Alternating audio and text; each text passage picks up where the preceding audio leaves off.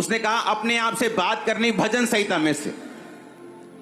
ये अपने सिर दर्द को देखोगे या ये देखोगे बाइबल में लिखा कि उसके कोड़े खाने से मैं चंगा हो चुका हूं। आपको अगर आप वो बोलेंगे जो बाइबल में लिखा है और अपने आप से बात करेंगे रोज, तो वचन कहता है आप पवित्र आत्मा से परिपूर्ण होंगे।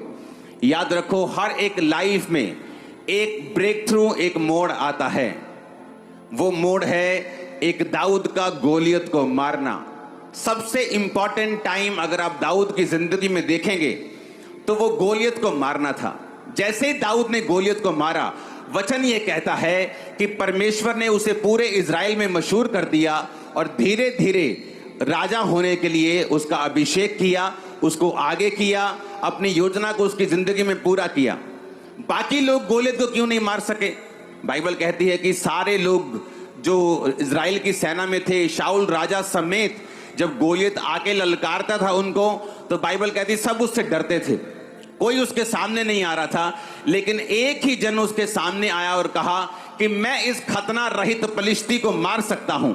एक ही जन था जिसमें गैरत जागी और वो था दाऊद। रीजन क्या था? क्योंकि दाऊद पवित्र आत्मा से भरा हुआ था। आप जब भी दाऊद की जिंदगी को देखेंगे, आप देखेंगे कि दाऊद ने कभी भी अपने दिल की बात को अपने ऊपर हावी नहीं होने दिया। अगर वो डर रहा था, शाऊल से मौत के डर के मारे भागा जा रहा था, तो मुंह से ये नहीं कहता था कि मेरे अंदर डर है, मुंह से ये कहता था मैं ना डरूंगा, परमेश्वर मेरे साथ है, मनुष्य मेरा क्या कर सकता है। हालेलुया। घटी में रहता था, जंगलों में रहता था, लेकिन ये कहता था यहोवा मेरा चरवाहा है। जब धूप लगती थी बोलता था वो मेरे जी में जी लेके आता है। और इसीलिए बाइबल कहती है कि दाऊद पवित्र आत्मा से परिपूर्ण व्यक्ति था। क्यों परमेश्वर आपको पवित्र आत्मा से परिपूर्ण करना चाहता है? वो इसलिए आपको परिपूर्ण करना चाहता है कि वो आपकी लाइफ का गोलियत, आपके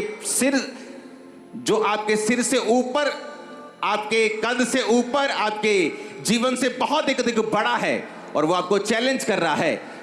परमेश्वर ये चाहता है आपका वो गोलियत आपके पांव के नीचे आए, शैतान की तरह जो आज आपके पांव के नीचे है।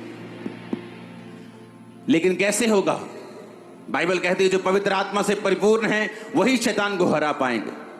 जो पवित्र आत्मा से भरे हुए हैं वही डेविल को हरा पाएंगे।